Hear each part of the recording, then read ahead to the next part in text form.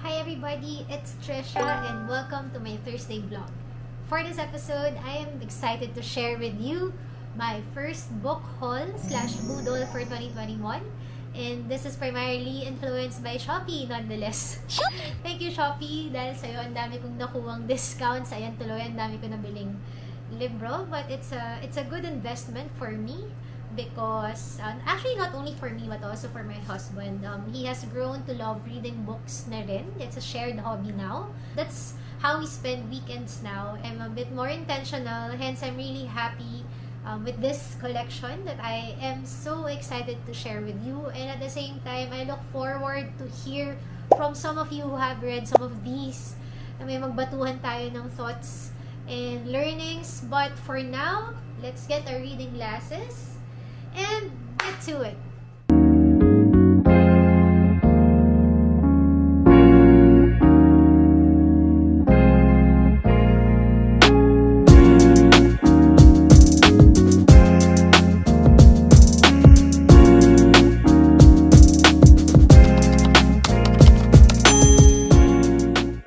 Reading is actually a hobby of mine ever since I was young. I'm probably influenced by my dad.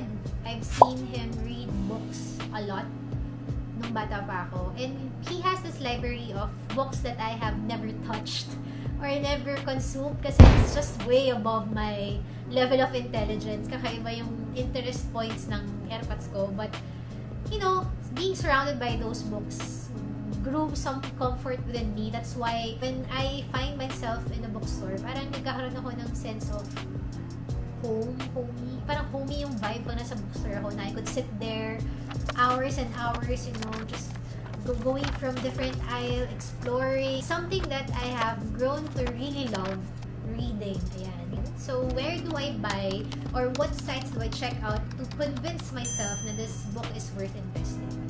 So, number one, I listen to the recommendations of some of our favorite YouTube vloggers. Yan, favorite YouTube vloggers namin mag-asawa. So, we have Ali Abdaal, we have Matt Davella, we have James Clear, we have Ryan Holiday, and si Mark Manson. So, they have their vlogs, they also write for Medium.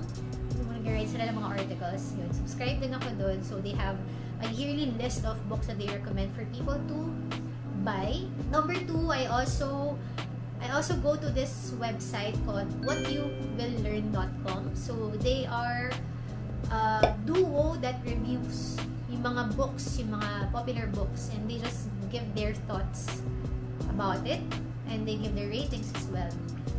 Third, speaking of ratings, of course, none other than this site, Goodreads. So, that's where I also get to check out what others think of the pre-selected books that I have already gotten from yung mga YouTube vloggers nga na mentioned earlier. So, Goodreads is my last layer to confirm na okay, add to cart ka na pag pumasa ka sa tatlong yon. So, YouTube vloggers, then whatyouwilllearn.com, and then finally, Goodreads. So, I think super justified na ang aking Shopee haul / budol.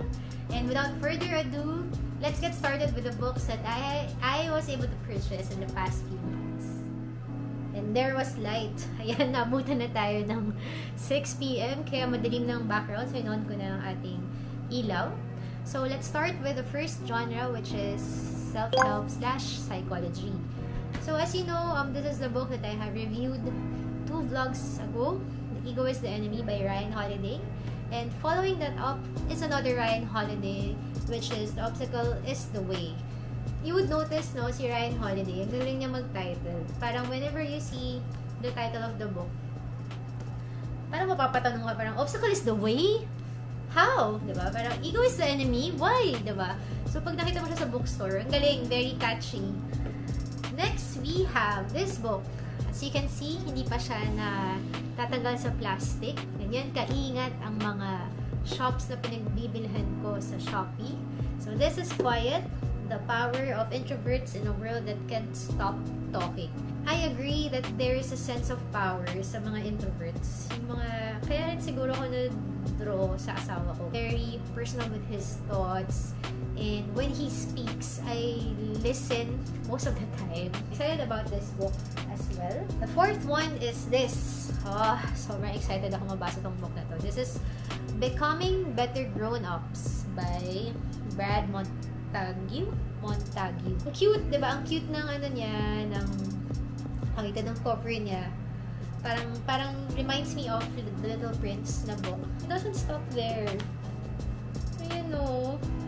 And surprisingly, yung book na to is made for adults. There's this one particular comment that made me click and add to cart. This is something that you must read when you plan to become a parent soon. This is something that you want to enjoy reading also to your kid someday. So para ako, I hope it's really nice that I get to review it as well. Then, let's move on to Robert Greene. This is my first Robert Greene. So, nag-all out na tayo. Ganyan kakapal.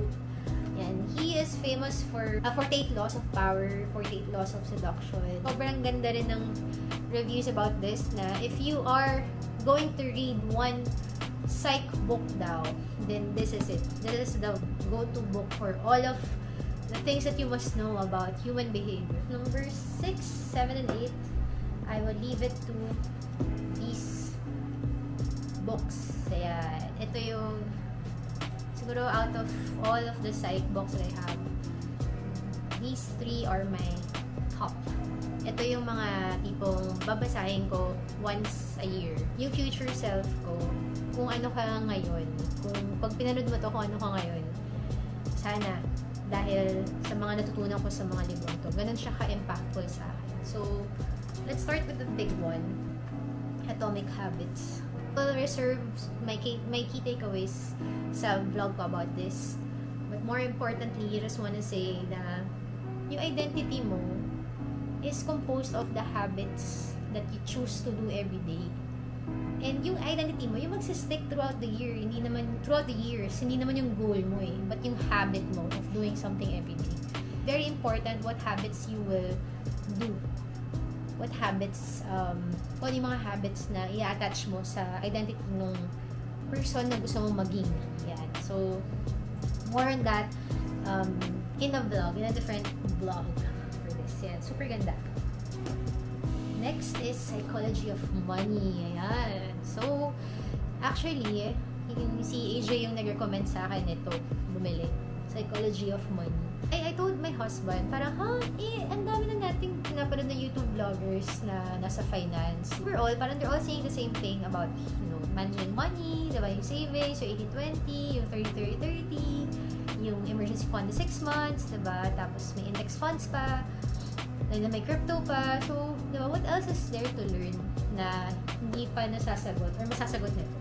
Ano yung binago niya sa akin is wala siya sa dami ng terms na alam mo, sa dami ng shortcuts, sa dami ng formula, sa dami ng must or rules na alam mo, but rather it's still in your behavior, in your habit and your behavior towards money. What money is to you and how it will make you happy, hindi rich. Watch out for my review about this book. And finally, my last self-help na favorite ko din is this Psychocybernetics. Una ko na nakita yung book na to, kaya ako siya nagustuhan, kaya ako siya nag-grab, is ito. Ang unique nung pages niya. Point of view of this book comes from a surgeon. What he realized while he was, improving the physical appearances of his clients, kahit ang ganda na nila, yung insecurity nila nasa loob na nila, na hindi mo na kayang maayos ng surgery. Yung pananaw mo sa buhay, hindi siya maayos ng kahit anong surgery. Psychocybernetics. Alright, so now you move on to science books. First one that I have is this one. This is A Science of Cooking. This is actually my gift to my husband kasi nahilig siyang magluto. Ito yung start with why version ng cookbook. Diba? Ano yung mga best cut ng beef, paano mo dapat siya lutuin, ganyan, yung mga sashimi, can I eat sashimi safely, the foundation of cooking, kumbaga. Kakaroon ng understanding yung luto mo, hindi ka lang bira ng bira, but rather, feeling mo tama, kumbaga, it validates the way that you cook, well, at least for me. So, yun, parang Science of Cooking. Yan. first one, and then second visual science book is Sapiens by Yuval Harari. I've been meaning to read Yuval books. Kaso ang kakapal nila, it's history-based, and alam ko yung attention ko to that and yung imagination ko about history medyo mahina. So I'm really happy when he released a version of Sapiens na comic form. Sobrang happy ko. Finally, sa science genre, I have this from Stephen Hawking. This is a brief answers to the big questions, and yun, naniniwala siya sa science more than religion. And here are the questions that he plans to address from this book. That's why I also got it. Kasi these are bold questions. Like, is there a God? How did it all begin? It's nice to have some books like this to, you know, shift your mind and increase your awareness on topics that you don't normally read on about. So, yeah. I recommend Stephen Hawking also. Now, let's move to biographies. I'm into knowing the biographies of people I admire. And for this quarter, I'm going to be focusing on Elon Musk's life. As most of you know, I'm sure Elon Musk has been very influential in the past years with the advent of Tesla and SpaceX. And now he's also driving for cryptocurrency. I want to know where he started, when he started, paano siya napunta sa linya niya, paano siya ba't maiisip na gumawa ng SpaceX. Let's see if this is good. So, I'll let you know. Finally, for our last set of genre, this is fiction. I'm super excited, and this is the current book that I'm reading. This is Midnight Library. This won the best book in fiction sa Goodreads last year, and this was written last year as well. Promising yung book. I am still in the early stages. Yan, nasa mga early stages pa ako ng book, pero it's something na hindi ko mabitawan. So I think in a day or two, tapos ko na siya. I'm gonna spoil it for you. I don't know if I'm gonna review it, but maybe yes, maybe no, depends. Kasi yung mga fiction fans, parang ayaw nila na spoil yung mga ganitong story. Kasi with fiction, parang it's a unique journey for me parang it's a unique journey na sa'yo paano mo siya pinipicture. Kasi imagination to imagination. Yung mga ganitong types of books. So, kanya-kanya tayo ng, diba, pag drawing, kung sinabing library, ano yung itsura ng library, kung sinabing may concept siyang librarian, ano yung itsura ng librarian, diba? So, ayoko siyang basagin that way. So, let's see if I will review it later on. And finally, under fiction is this one, The Road. So, it's still not open yet. This is a book that is suggested by AJ as well. He is looking to read this book next.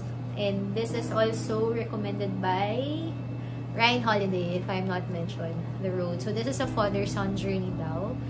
Na, I'm sure AJ, kasi pagdating sa mga ganun type of story, parang na ano siya agad. Hindi pa niya alam yung context, pero may kurot agad sa heart niya. So, and I also saw na marami ring nag-rave about this particular book. So, I can't wait to read this as well. It's gonna be a quick read. Ayan, it's small and payat lang siya. So, I'm sure immediately may makakuha na akong feedback kay Buddy pagkatapos nito. Okay, so natapos na ang aking book haul. We have a total of 12 books to read, out of which I've read already 4 or 5. So, sana yung next 7 matapos ko in the next 2 months. Yung mga bookstores na pinagbilan ko pala sa Shopee, I will link it below for you to have your own budol moment as well. So, ayan, share nyo rin kung may mga nakita rin kayong good finds there. And thank you so much for watching. See you all again in the next vlog. Bye!